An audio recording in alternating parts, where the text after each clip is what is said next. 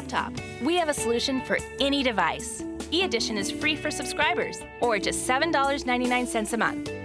The Bakersfield Californian. We're everywhere and anytime. Subscribe today. Bakersfield.com.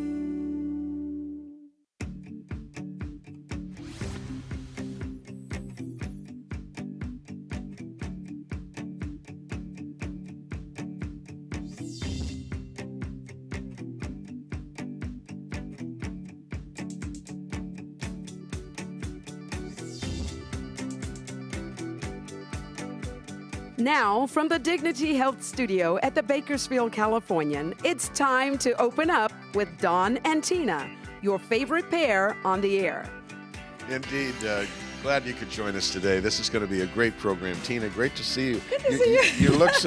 You look so fresh today. Thank you, Don. I feel like it. You know, with our sponsor here and what he's bringing, I had to do this. Oh, yes. We have a great sponsor today. And you're going to hear our sponsor has this really clever play on the name Bakersfield. Yes. But I thought, there's many of you, we've got at least 3,000 people watching around the country and in other nations. And you just might be interested in just a bit of history about where Bakersfield got its name. It was Colonel Thomas Baker, way back at the very beginning, who drained the swamp around here that used to be a swamp, and then had thousands of acres, and he grew alfalfa.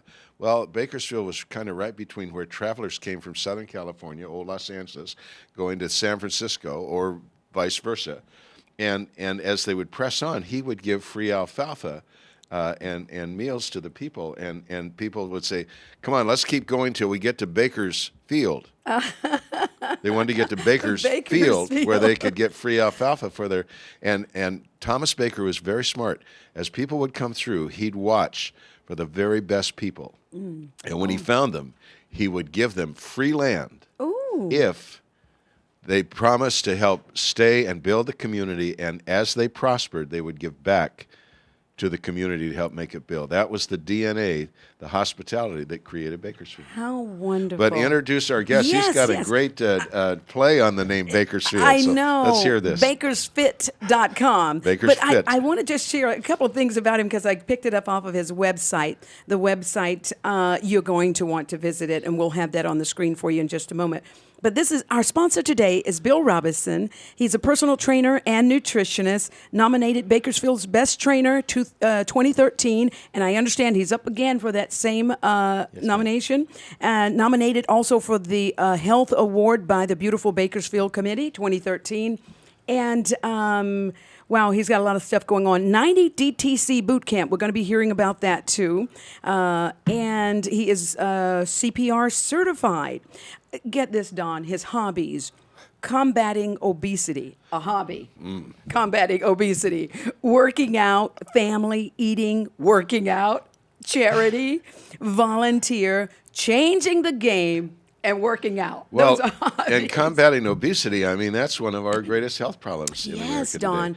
So, and he's doing it so well. So, Bill Robinson, I want to welcome you to open up with Don and Tina. Thank you for having me. You're so well, welcome. while we were sitting back in what they call the green room, which is actually kind of a purple room here at the, I asked him the question, well, what about an old guy like me? Have you ever seen an old guy like me get a six-pack, get those abs going again? And so let's hear your answer, because and what happened to your own father?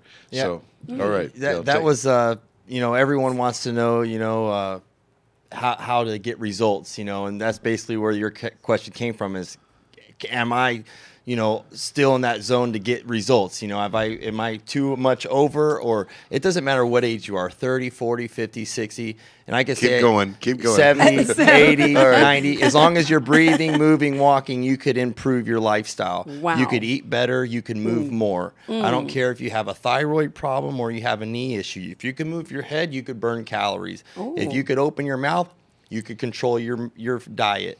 and you could always get better. You don't have to be perfect, but as long as you're striving to get better every day, and that's where you pick up the habits. But one of the biggest problems, well, yes, to answer your question, yes, you can get that definition. You can build that body. And you look at people like Ray Wilson, which was the founders of 24-Hour Fitness, Jack LaLanne, well up into their 80s, you know, they were looking amazing. They put me to shame with their health and their abilities. But I could say one thing that really plagues a lot of people, Dawn, is we get stuck in not eating breakfast. And we all know that it's the most important meal of the day. Well, because you're breaking a fast. You haven't been eating. So and you've been living all night. You were breathing, your heart was pumping, you were digesting food, so you're burning all that energy you were saving all day. So when you wake up, you have no energy storage. That's why we get addicted to coffee, we get addicted to this Red Bulls and all those stimulants, and we forget what is real energy. It comes from food.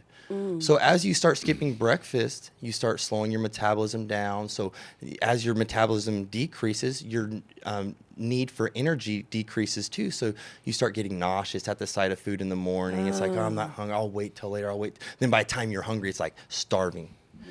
So with that, that was one of the first things with my father as he was getting older, is like not eating, more coffee, and he was just, withering away kind of, and you see that as people get older, they wither away instead of maintaining their strength and bone density. So the first thing is, that's why you like Ensure, Boost, Slim Fast, great meal replacements. And your dad started that, and you really started seeing difference in his muscle tone. Absolutely. I remember I got him 40 cases for one Christmas. I went out and got him 40 cases. And was like, here you go. Here's breakfast. Don't skip it. Like that. Merry Christmas, and it made a big difference in his energy level, because he's got to work all day, and on top of that, what about rebuilding that muscle? As you move, you're breaking your body down. It's got to regenerate and repair itself, and food is the only way. And I could say like just the way his body is looking, the muscular tone that he was able to get from that makes all. How old's your dad? He in his 60s. We'll leave it vague there. And Bill is one of our veterans, Don. I didn't know that. Navy veteran. Look at the anchor on the arm. Fellow Navy yes, petty yes, we know that. Yeah, myself. That's what got me started. Oh, really? Yes, I was selected. Sorry, I was selected right when I got in to be in a sports medicine program to change the game. The goal there was to change the way the military seen the Navy seen the Marine Corps, and instead of treating them like emergency patients, see them like athletes. So I went to George Mason University and got to get into the exercise science program, and just started working with fitness and preventive medicine, then nutrition. And so we were able to save a lot of money keeping these officers and these recruits in training camps. So teaching them how to exercise, working on their posture, working on their diet, so they won't get hurt. They weren't hurting themselves or overheating, correcting issues before they became, serious injuries. Right. Wow. Nutrition. Talk about the standard American diet and our fast food diet. Oh, that right there, I could say that's it. A lot of times we start, it's just talking about this morning. I talk about this all day long, but one of the big things is people say, I don't have time to exercise. You start talking about eating better, you start talking about being healthier, and the first thing someone says is, well, I don't have time to exercise. Okay, the reality is we all know that food, nutrition is about 70 to 80% of controlling the way your body looks, the way your body composition. It has nothing to do with exercise, because we all walk, we get up, we walk to the bathroom, we walk to our car, we're somewhat active. So nutrition is something we have to keep up. And right now what's going on is skipping meals is the biggest thing. And I'll tell you, a sumo wrestler, they skip meals intentionally. Like they intentionally skip breakfast so they could become obese, so they could get large. But we do it because, we think, oh, my metabolism's slow, I'm not hungry, or, I'm going to cut back because I want to lose weight. And that right there, once you start starving your body, what happens is it starts dropping muscle mass and storing body fat. So you're actually turning yourself into a fat storer, But going more on nutrition, let's just talk about it. We all know what healthy nutrition is. Yes. Healthy nutrition is not, you can't listen to all these fads and gimmicks, because there's no shortcut to eating healthy. There's no shortcut to exercising. There's no shortcut to staying active. You can't think of it so rigid. You got to know the rules and then try to get better at applying them. Like, for example, the most important thing of eating healthy is don't skip meals. Don't skip breakfast. eat every 2 to 4 hours. Period. There's no sidelining that. You talk about breaking the fast. When should you stop eating in the day? I mean, before you go to bed, what do you recommend? Okay, so picking with that same rule, you want to eat breakfast, you want to break your fast within an hour. Okay, so once you wake up, you want to have your breakfast within an hour, not when fast food stops serving breakfast. You don't try to get, just because you could order breakfast doesn't make it breakfast for you. If you got up at 6 and you're eating at 9, that's not breakfast. You're not breaking your fast. Okay. You want it within an hour. Okay. All right. Okay. And within that hour, every 2 to 4 hours. Okay. And then typically, depending on your energy needs, like for the nighttime, right. A big misconception out there is, hey, it's getting dark, stop eating. It's getting nighttime. Well, I've never once read anywhere where the lunar gravity has anything to do with storing fat. Like, hurry up and eat that last bite. The moon's coming up. Hurry up. The sun's going down. It has nothing to do with the time of day. It has to do with your energy needs. So usually the typical person goes to bed at 9. Their last meal should be at dinner at 5 or 6. But if you're active at night, like we have a lot of people, they're busy all day, they're dropping the kids off, or they're running errands with the grandkids, they're working, and they try to get that late night workout on. When you're busting your behind and you're staying consistent, you need to replenish your fuel that you lost. Yes. So if you're working out at 6 at night, 7 at night, you want to make sure you replenish your energy source and eat something. Then you could go to bed. If your main workout is in the morning, yes, sir. Should you eat before that workout or after? Are you trying to burn the calories off from the former day or what you've just eaten for breakfast? Okay. Yes and yes. You eat before and you eat after. Oh, both. Yes, and we try not to look at burning food off. Hey, I'm going to walk this off, or I'm going to burn this off that I had. You don't look at it like that, because the food that you eat is going to be used by your body. You just can't burn it off. Your body's going to break it down and use the potassium, use the zinc, use the protein, use the nutrients, and then that's going to feed everything. Then it works from there. But talking about eating with exercising, you want to have a little bit of fuel before you exercise, because if you don't have fuel to exercise, you're going to get low blood sugar. You could pass out, and we see that you get nauseous. And that's why a lot of people, when they start exercising, they get a little sick because their energy storage is low. So they're actually experiencing diabetes. They're experiencing symptoms of people that have diabetes. And that's why I tell them, like, hey, think about how you're feeling. And that's how people with diabetes feel. And if you don't fix the way your lifestyle is, that's how you'll feel every day. Well, Tina, I know we've got a ton of questions for him, but yes. he's here to plug your business. That's what we like to do. Tell us about your business. Workout is his business. I was talking with him about that. I said, Bill, we want to talk about your business. Where you are. And we have a flyer. Chris, you want to put that on the screen? This is the flyer, bakersfit.com, of his event that's going on tonight. This is a grand opening. The Chamber of Commerce will be there to do a ribbon cutting ceremony. Be there at 5:15. The cutting gets started at 5:30, and it goes until 7 p.m. there. And I'm talking for him doing his advertising. But he's got great food there tonight. You'll get to see the facility. It'll be an exciting time and place to be. And I know I'll be there. And Bakersfit, there it is. Yeah, there's his website, bakersfit.com. I love that. And then there's 90dtc.com. So he's going to tell us a little bit about that. Go ahead. I'll start with the 90DTC, just because that's a community program. My goal is to what I think about all day long, and that's is how do we make an impact on the health, and because there's so many people saying cut your carbs out, and like I combat obesity, and that's a war that's really hard because I fight other professionals. I fight other gyms, and it's on ideology and theory and what's going on, because they're saying cut carbs, cut sugars, and it's the reality is that's where all your fiber is. So when we start cutting out vital nutrients, that's when we start becoming unhealthy and sick and getting set up for that yo-yo diet.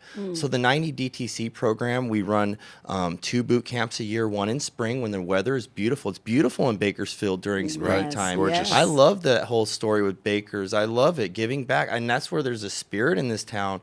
And I feel like, being raised here, it's like I don't want to neglect it. It's like, stay here, fight. We have one of the unhealthiest habits and statistics in our town, not only on obesity, but just everything in general. Bill, we've only got a minute left.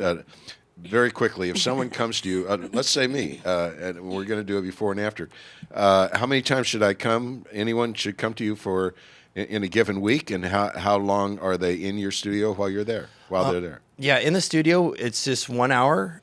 We go through everything, but I recommend staying active every day, whether it's just bending, But we have people that come just once a week for the advice and counseling because we're talking the whole time. It's boot camp. Like, you're getting trained. Like, we're just going through workout. We're actually trying to retrain the way the body's thinking, building habits. So 1 hour, we do a warm-up. We do the workout. We focus on flexibility, posture. It's progress at your own pace. So we have literally like 70-year-old women working out with like college athletes. We just got some people ready for the BPD Academy, and and he's loving it. Loved the results he got, and he was working out right along with 40, 50-year-old women. Bill, what a treat to have you on the air. What a treat, what a privilege to have you in our community and doing what you're doing. I think there's a true health revolution going on in this country. The way we eat, the way we treat our bodies, the way we take responsibility for our health these days. No one else is going to do it, are they? No. Hope to have you back on again. Awesome. And I'm going to be there, and maybe I can be your before and after. What do you think? I'm in it too, Don. All I'm right. signing up. All right. Do I have a quick second? I want to share one quick testimony also on his website. And this is by Rain R. left this message. She said, love Baker's Fit, with 3 exclamation points behind it. She says, I have been a member at several gyms over the past decades, and never have I seen the results I have in just a few months I have with this studio. The staff and trainers are amazing and make you feel like family. It makes you feel sad when you miss a workout. Definitely give them a try. You won't regret it. It's not just for the super fit either. It's for the everyday people who wants to become super fit. And she says they will get you to your goal. So, all right. Isn't that wonderful? Remember, Arnold Schwarzenegger said to have a great body, you got to run, cardio, you got to lift, and you got to stretch. Those 3 things. Absolutely. All right. Wonderful. Bill, thank you so very much. We really enjoyed this. And we'll be seeing you this evening. Well, when we come back, one of the great tragedies of our nation is the lack of fathers in our families and raising our children. And we have a young father here in Bakersfield who is passionate about this subject, and we're going to hear from him when we come back.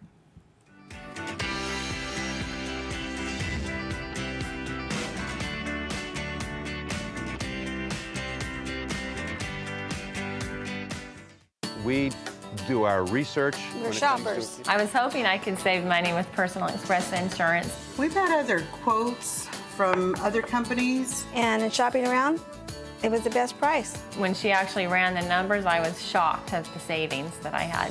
I have checked around. Personal Express insurance is less. They have great rates. They're one of the lowest around that I've found. Nobody can beat Personal Express insurance. Low rates with the local advantage. That's Personal Express. The new book is out. That was easy. I would title this thing sort of a description of what raising children is like. That was easy. I've been writing columns now for about 25 years. Writing has always been a conversation. You're taking somebody by the hand for 3 or 4 minutes, and you're not letting go. The new book, That Was Easy. Nothing easy about any of this, but we've had some fun, and I hope you guys will have some fun looking at this book.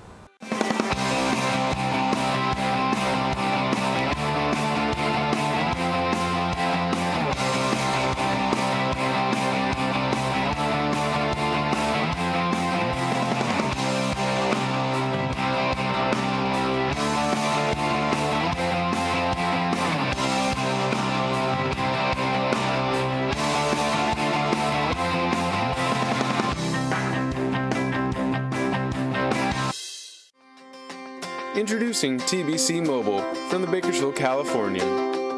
The most complete news, sports, weather, video, opinion, and lifestyle coverage in Bakersfield and Kern County. It's the easiest way to stay up to date on all things local while on the go. Read it on your smartphone or tablet. Download now by searching Bakersfield Californian in the Apple, Google, and Amazon app stores. The Bakersfield Californian is a great read on the iPad, but did you know that the Bakersfield Californian is available on your Kindle Fire? Or how about Google's Nexus 7? The Nook? You bet. You can also read a full replica of the newspaper on your Android-powered smartphone, on Apple's iPhone, or on your laptop. We have a solution for any device. E-Edition is free for subscribers, or just $7.99 a month. The Bakersfield Californian. We're everywhere and anytime. Subscribe today. Bakersfield.com. Kern Business Journal contains news and information from local business leaders and organizations. Topics include agriculture, health and medical, energy, real estate, and more. Visit KernBusinessJournal.com to find out how to subscribe or where to pick up a free copy.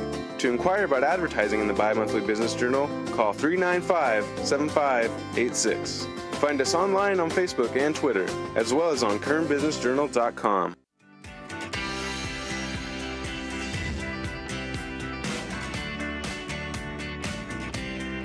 Well, good morning. Welcome back to Open Up. And we just had a fabulous time with our sponsor. But thanks so much to Denise Haddock. She brought us another beautiful, lovely spring decoration here. And Chuck and Wendy Noss. Oh, my goodness. Don, this is Alibaba, and it's named after their daughter. Okay. Yeah, and it's so delicious. Chuck wanted me to let the viewers know, and for you, that he's been working, and they've been working so hard. As of May 1st, they're moving over to the old Henley building. The old Henley's building. They're going to have a drive-through. Yes. And they are, this is turning into a health show right here. We've got Nature's Food and Health Market, and yes. And the wonderful things that they're doing there. They're just revolutionizing people's diet over there. Yes. And now moving to this, one of the most iconic buildings in the town, and bringing this service. This was my breakfast this morning, Bill Robinson. So, and I'm getting a thumbs up from him. And now our guest is the CEO of Terrio Therapy and Fitness, which is Ken Berman. And Ken, you heard the segment. What was your reaction to Bill? Incredibly impressed by Bill. That entire presentation was fantastic. So really sounds like they have a lot of great things going on. And I really do feel Bakersfield's a large enough city where you can have multiple gyms, fitness programs, trainers, all types of things. As long as it's all geared at getting the individuals of this city healthy, it's perfect. So I really enjoyed that last segment. And the principles he was teaching, are these some of the things that spot on principles. So much of it these days are more about nutrition and health overall. A lot of times you get into the CrossFit mentality or just the extreme weightlifting type mentality. Unfortunately, we see a lot of injuries when that type of thing occurs, so we do a lot of therapy to people that do that extreme. Bill was talking about the more comprehensive approach that you need to take to truly combat obesity, and that absolutely aligns with what we would practice and preach. Well, we'll come back to Terrio Therapy and Fitness another time. We'll have you on as our sponsor, and we'll really talk about that wonderful business here in town. But the reason we've invited Ken on is Ken was on before in one of our earliest shows, and Ken, back then, I think we had about 500 viewers. Just getting started. We were off and running. But now, at last count, we've got about 10,000 viewers, and 3,000 of those around the world, around the country. And Ken is here with just a passion for, we want to keep our nation fit. We want to keep our nation strong. And one of the things we're just breaking down is in our family, in particular in the question of fatherhood and fathers stepping up, men stepping up to that role. So, Ken, take it away. I know this is something you really looked at carefully. First and foremost, congratulations on the show's success. That's fantastic. Thank you. I did enjoy my first segment when I came on. I'm very happy to be back. And I'm very passionate and happy to sit in front of you guys today and share this story or share some of my research or insight, because I think really it's a topic that needs to be talked about. It needs to have discussion from a local level all the way to a national level about the rapid decline of fatherhood in America. And I think it kind of flies under the radar, and I'm not sure why that is. So I've kind of taken a personal approach that, this is something I'm very passionate about, both in my personal life, but also I think that there's ways to have a conversation and start to have some sort of influence. And if I have to start small, that's great, and maybe that'll eventually open up into bigger conversations and that type of thing. So I don't want to bore you guys with statistics. Oh, I know no. statistics are boring, but I don't think you can tell the story of the problem without some of the statistics to talk about why, number one, to show that there is a problem, and then number two, we'll talk about why that's a problem. Okay. So let's just start first with what they're calling a significant rise in out-of-wedlock births. Okay, so non-married couples having children, maybe they're not ready, maybe they were, it doesn't matter. I just want to talk through the rapid increase in those numbers, okay? So in 1940, 4 out of every 100 children in America were born out of wedlock. 4 out of 100. By 1980, that number had increased to 18 out of 100 born out of wedlock. And by 2010, which is the latest statistics by the U.S. Census Bureau, 41 out of 100 children in America were born out of wedlock. Okay, so what does that cause? Well, that of course causes sort of a rise in single mothers, right? Because naturally it seems that when you have out of wedlock births, it seems the mother's attached to the child. She's going to do the child rearing and the raising of that child. The father's going to have limited influence or perhaps none at all, right? So just since 1960, the number of single mothers in America has tripled, just since 1960. Okay? And that, of course, causes what they are now defining as the rise of the absent father. Okay? So they have a whole definition as to what the Census Bureau determines to be an absent father. And it's not just a dad that's here or there on weekends, or a divorced couple and the dad has 50% custody. This is truly an absent father, just not present in the child's life as they define it by, there's a bunch of criteria, but essentially it's just that the child doesn't even have a father figure present. Okay? And here's the statistics to show that this is a problem. And I'm going to use a personal example here, that in 3 generations, we've seen this alarming increase in absent fathers. So my dad was born in 1956. And in 1956, in America, you had a 1 in 10 chance of growing up in an absent father home. So 1 out of every 10 homes in 1956 had an absent father, right? By the time that I was born in 1986, so the next generation, that number had fallen to 1 out of 5. So I had a 1 in 5 chance of growing up in a household where my dad just wasn't even present, okay? By the time that I had my son in 2009, so that 3rd generation, that number is now 1 in 3. So if you're born today in America, you have a 33% chance of growing up in a household with having 0 father present in your home. And I think that's alarming. If this were a disease that was running rampant across America, and 3 generations ago you had a 1 in 10 chance of catching this disease, and today you had a 1 in 3 chance, I think there'd be a topic of conversation being had across the nation. But it kind of seems like, well, it's just flying under the radar. We kind of see and feel that, yeah, maybe the family unit as we know it is different now, or maybe it's breaking apart a little bit, but nobody wants to have that real conversation. What's happening when these dads aren't being present in their kids' lives, and what's the real social impact and mental impact and physical impact to the kids that are growing up without a father? And what is that impact? The research is just overwhelming. I have a great source that I use. It's the National Fatherhood Initiative. Just a small disclaimer, I'm not affiliated with them whatsoever. It's just fatherhood.org is a website you can go to. And they have research after research after research. And it's everything from cognitive, social, emotional problems that their research is finding that kids that grow up without a father in the home have a number of different issues that could be correlated to it. And one of the ones that I think is kind of alarming is that they did a full-blown study in 2009, and they tested all variables like age, gender, race, poverty, and family living arrangements. And father involvement was the only factor that decreased the odds of children under the age of 18 engaging in sexual activity. That was the only factor that actually was a determinant of being able to decrease that type of risky behavior, which of course is going to lead to teenage pregnancy and all sorts of other issues, and then the spiral out of control that would the father be present in the future of a teenager that had a pregnancy, right? Mm-hmm.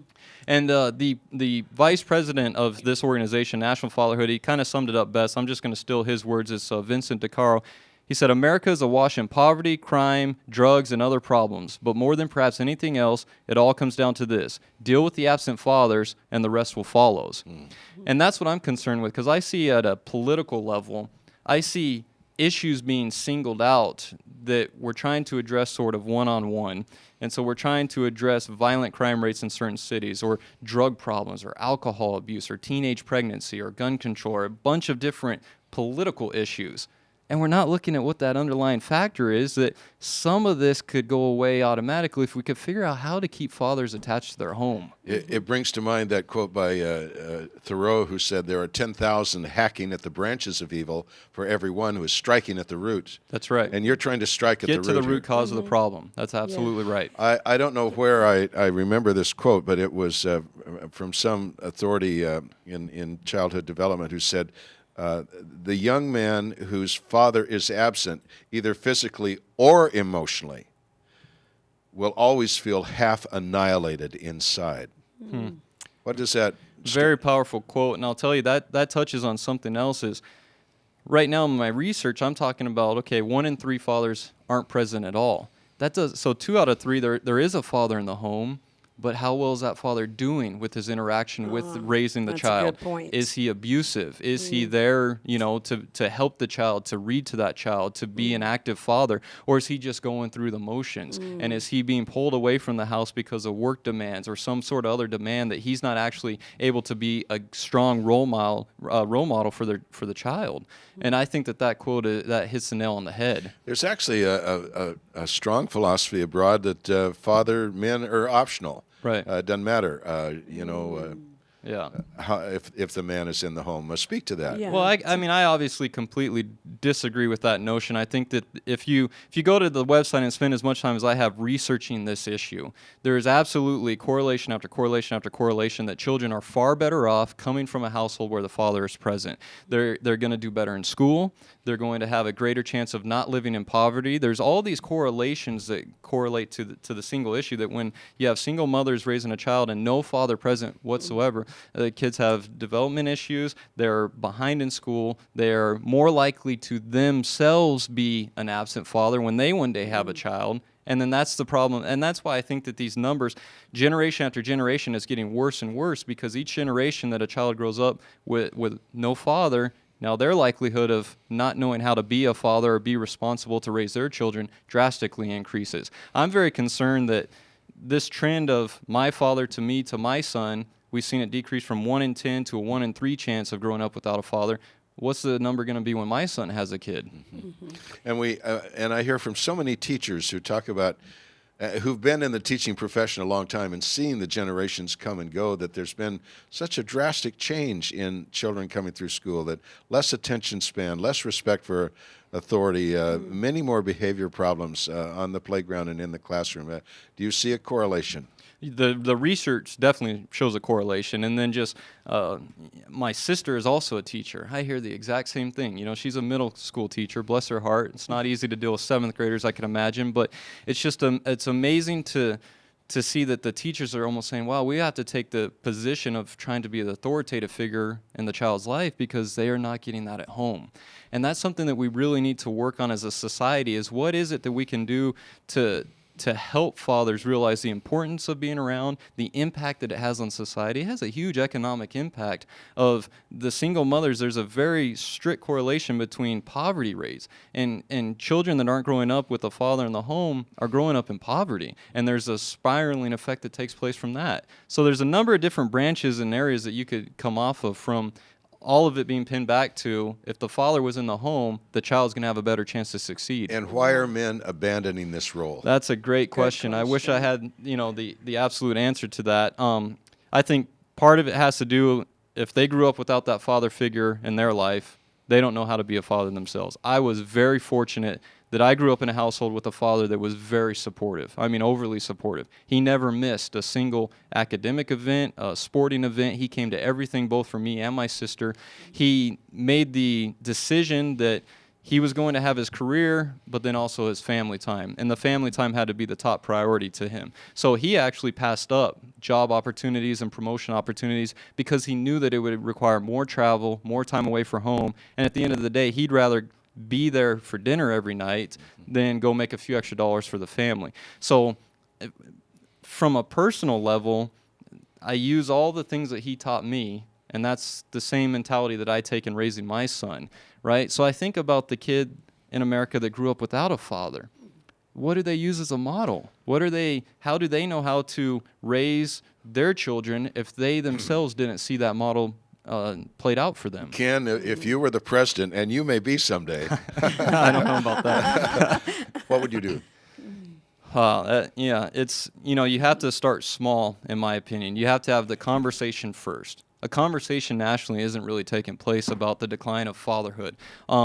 I think that, I have my own personal beliefs. A lot of my playbook derives from kind of the Bible. I mean, I'll be fully transparent about that I know for a fact the Bible mentions the word 1,500 times. 1,500 times the word father is printed in that book.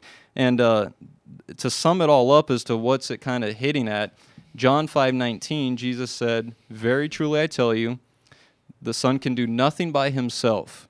He can only do what he sees his Father doing, because whatever the Father does, the Son also does." Right? So that tells me, when I'm trying to raise my son Matthew, I'm thinking, what is he seeing in me? He's looking up to me. So am I behaving in a way that I think would be appropriate for him? And to get to your question about if I was president, we need a culture shift in America. I think that for far too long, we develop idols and we have this idea of what children's idols need to be versus what it should be, which is truly just the father and the mother, the family unit. My dad was my hero. There's no ifs, ands, or buts about it. That's the only man that I looked up to in my entire life. I had favorite sports players, but I looked up to my dad. I see now kids, especially those that don't have fathers, who are they looking up to? Well, they're looking up to current sport athletes. Well, that might be okay depending on the athlete you pick, but I have example after example after example where perhaps professional athletes aren't the best role models for being good parents, family people, not just in the way that they behave, but how much time are professional athletes spending with their family and raising their kids? How many times have you heard an athlete, when they do their retirement speech, what's the most common thing they say? "I'm looking forward to spending more time with my family." And I go, wait a minute.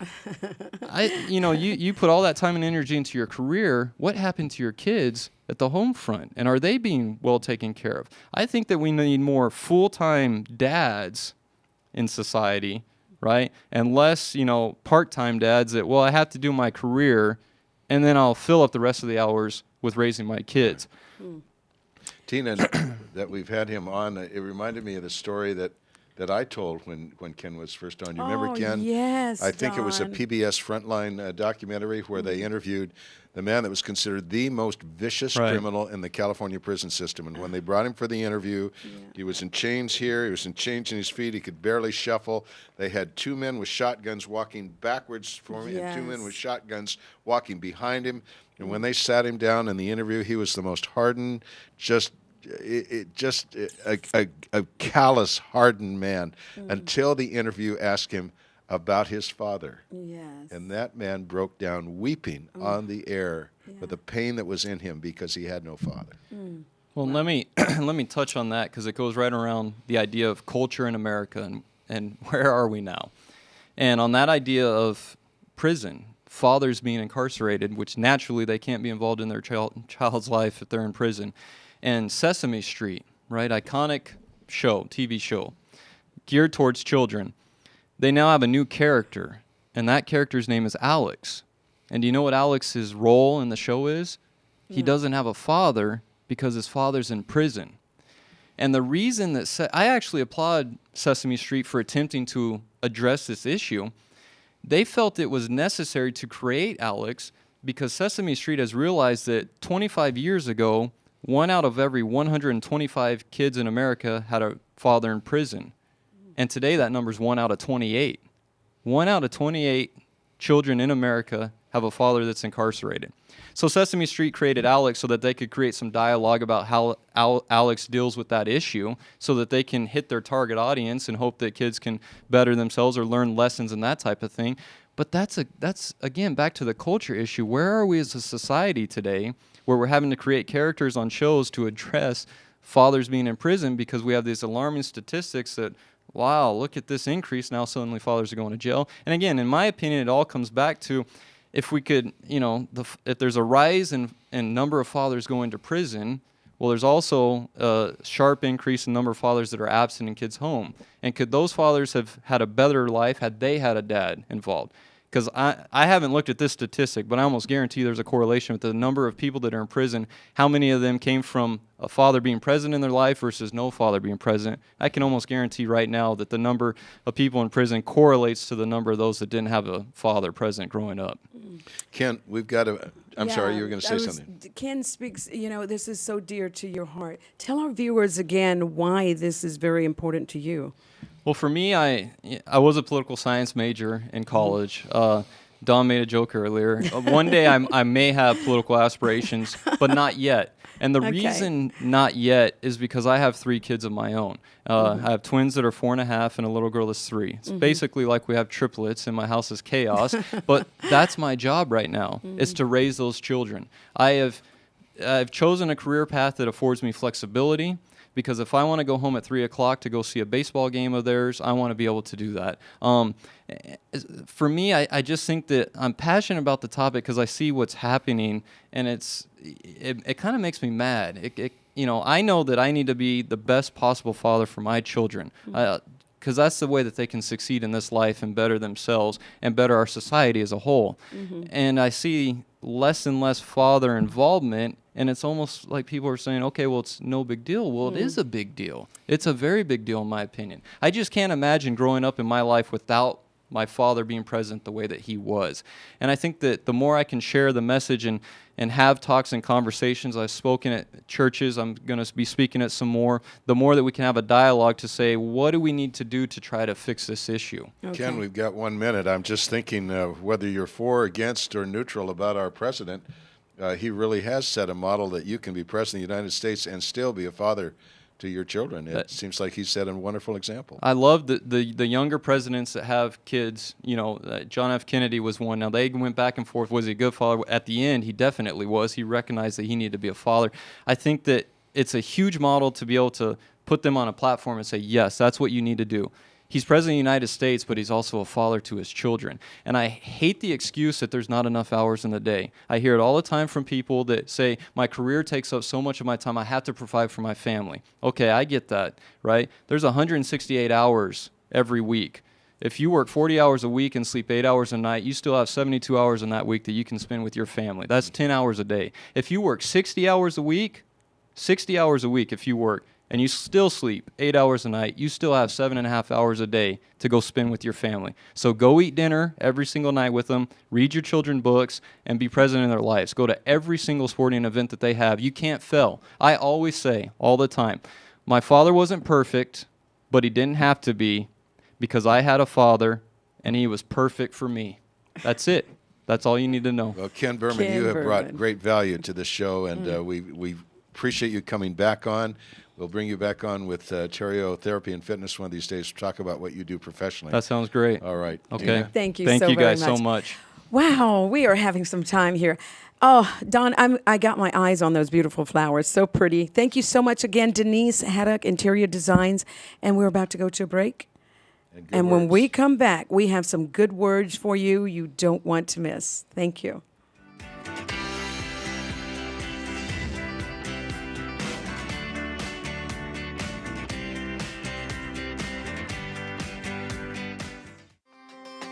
Introducing TBC Mobile from the Bakersfield, California. The most complete news, sports, weather, video, opinion, and lifestyle coverage in Bakersfield and Kern County. It's the easiest way to stay up to date on all things local while on the go. Read it on your smartphone or tablet. Download now by searching Bakersfield Californian in the Apple, Google, and Amazon app stores. Kern Business Journal contains news and information from local business leaders and organizations. Topics include agriculture, health and medical, energy, real estate, and more. Visit KernBusinessJournal.com to find out how to subscribe or where to pick up a free copy. To inquire about advertising in the bi-monthly Business Journal, call 395-7586. Find us online on Facebook and Twitter, as well as on KernBusinessJournal.com. The new book is out. That was easy.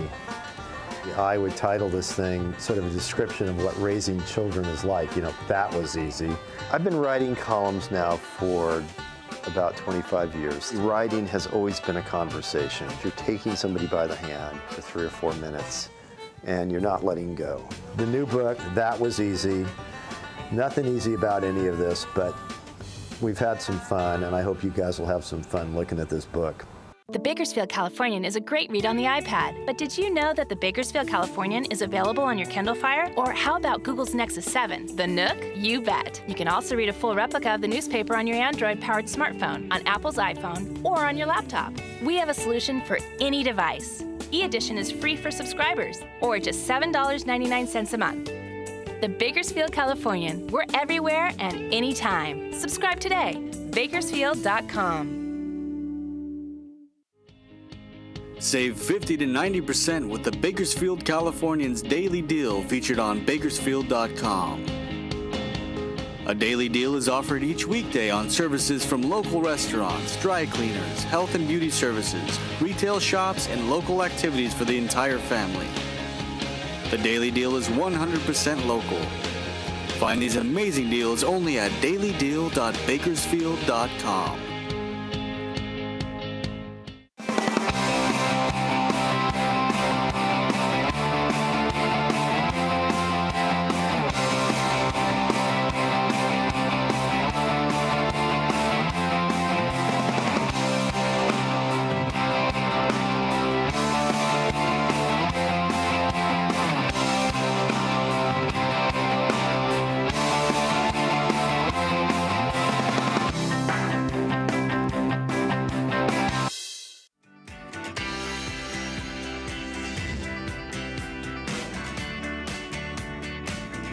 We're about to hear some wonderful words for the coming week, but first of all, right after that, we're going to hear about, this is more a local issue for you folks around the world, but it's what you don't know about Bill Thomas's TRIP program. That's a huge transportation revolution that's going on here in Bakersfield, the widening of our 24th Street, the Centennial Corridor. We're going to hear what you haven't been told about what's going on here.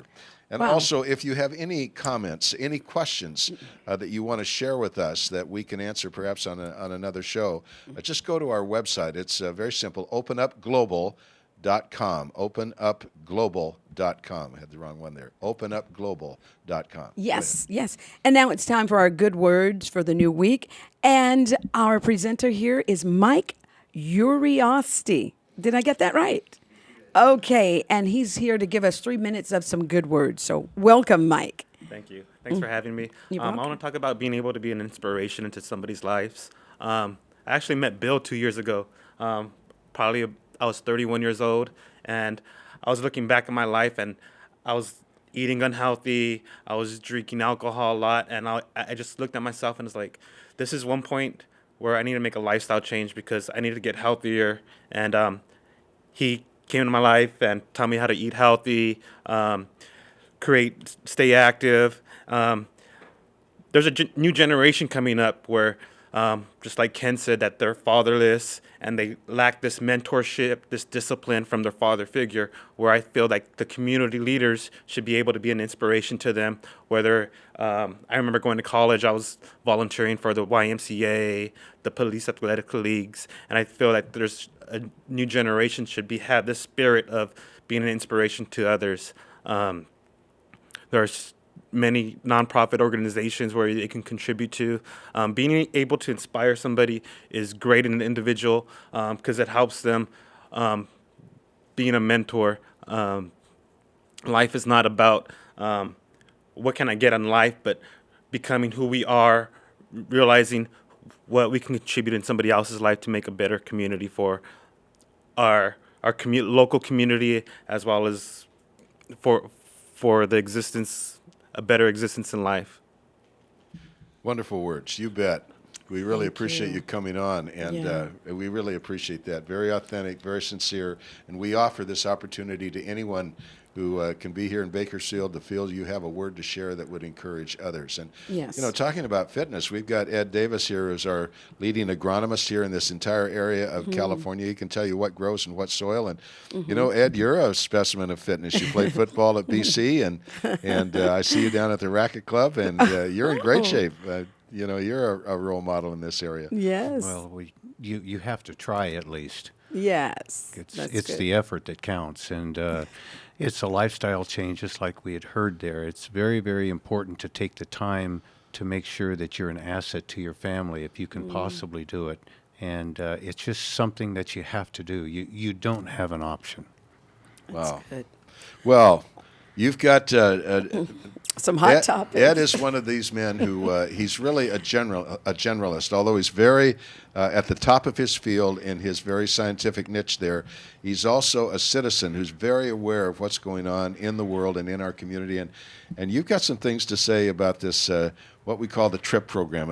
Explain what that is to our folks and what we're not being told about it.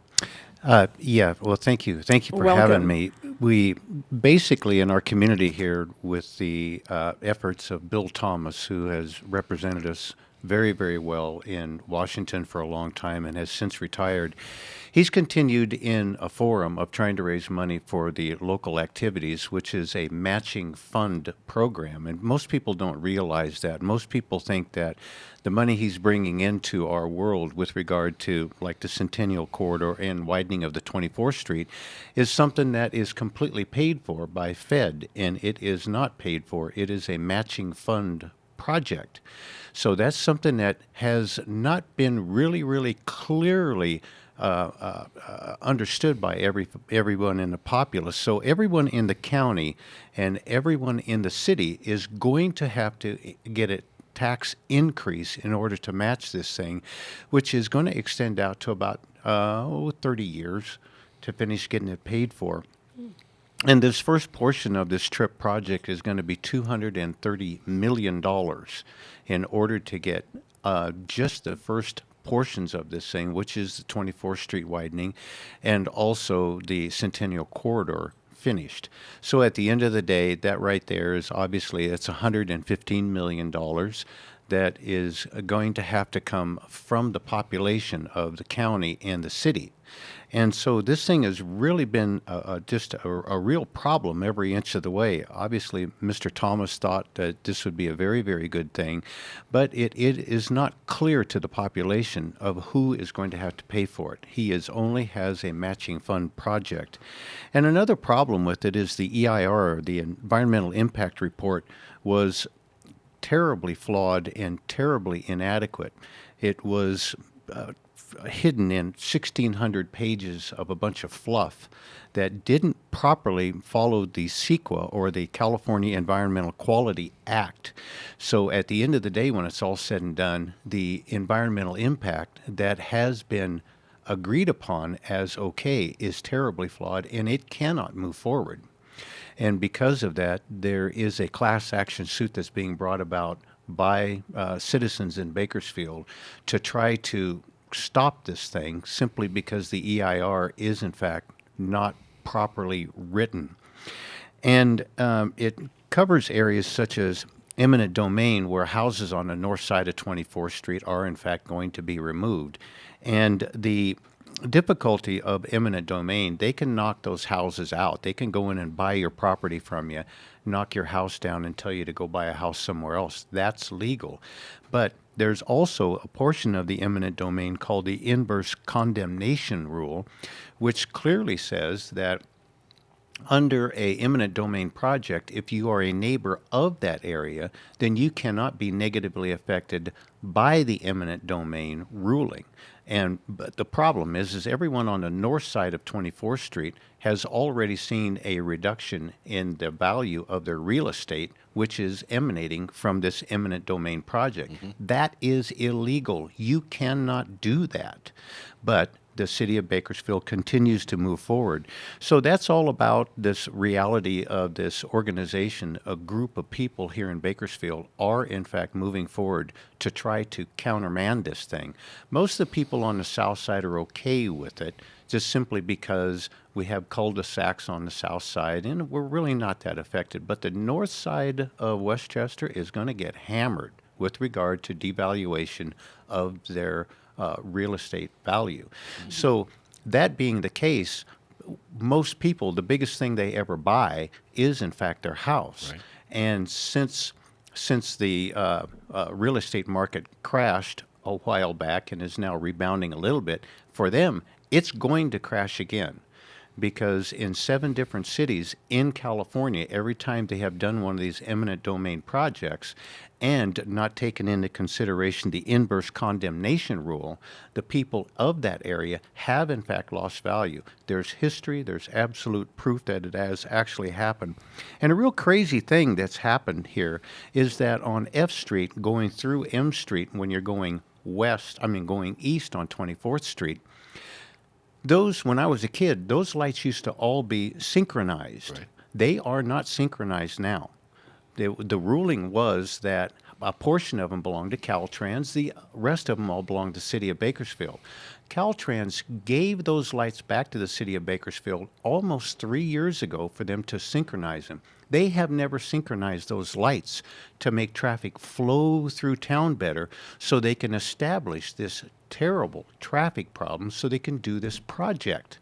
And the city of Bakersfield refuses to synchronize those lights. And if they did, it would be back like it was years ago, where traffic just flowed right through Bakersfield. It wasn't a problem. So if they'd synchronize those lights like they should do and increase the duration of time those lights are green, we don't even need to do an expansion project at all. You had 1 minute to go. How do you want to wrap it up? Well, I think that the people in Bakersfield who are pushing this class action lawsuit need a tremendous amount of help from all of us, because this is $100 million that Bakersfield and the taxpayers of the Bakersfield and the county should not have to pay. And the phone number to contact the people who are actually involved in this is area code 661-345-6512. 345-6512. We're going to leave it at that, Ed. We need to go. Gotta go. Okay, well, thank you so much for being with us today. Thanks to our sponsor, Bill Robinson with BakersFit.com. And we're out. We'll see you next time. God bless.